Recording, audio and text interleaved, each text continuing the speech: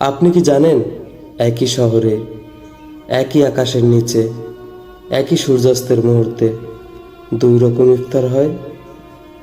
একজনের টেবিলে থাকে হাজারো আইটেম, রঙিন শরবত, কাবাব, বিরিয়ানি, ফলের পাহাড়, আর ছবি তোলার জন্য থাকে সাজানো প্লেট।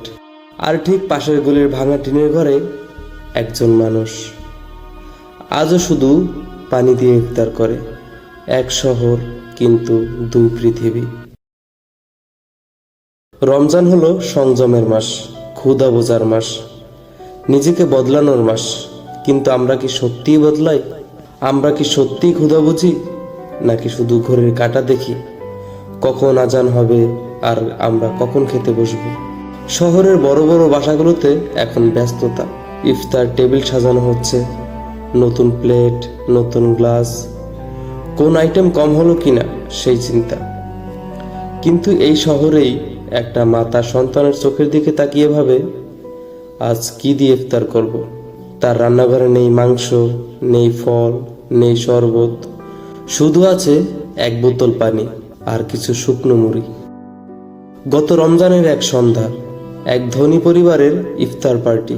বড় টেবিল ভর্তি খাবার, হাসি, গল্প, সেলফি, সোশ্যাল মিডিয়া স্ট্যাটাস। আলহামদুলিল্লাহ, বরকতের রমজান। ঠিক সেই বাসার পাশেই একটা ছোট ঘর, টিনের ছাদ দিয়ে পানি পড়ে, দেয়ালে স্যাঁতসেঁতে দাগ। সেখানে বসে আছেন এক বৃদ্ধা। তার ছেলে সারাদিন রিক্সা চালিয়েছে, কিন্তু সেদিন বৃষ্টি ছিল, একটা ভাড়াও পায়নি।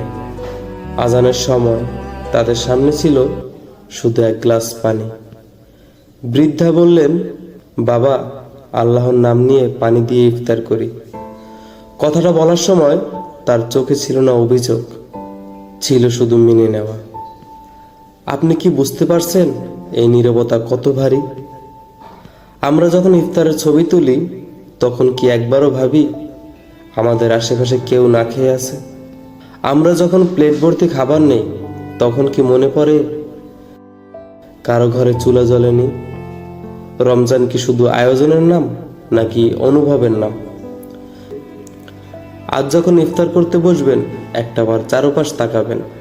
হয়তো আপনার খুব কাছেই কেউ শুধু পানির দিকে তাকিয়ে আছে, হয়তো কেউ অপেক্ষা করছে, কেউ তাকে ডাকবে।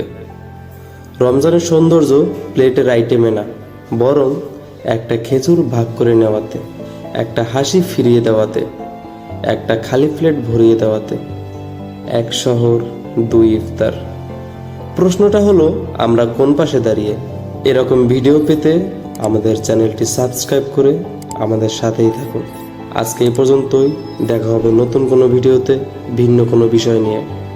আল্লাহ হাফেজ।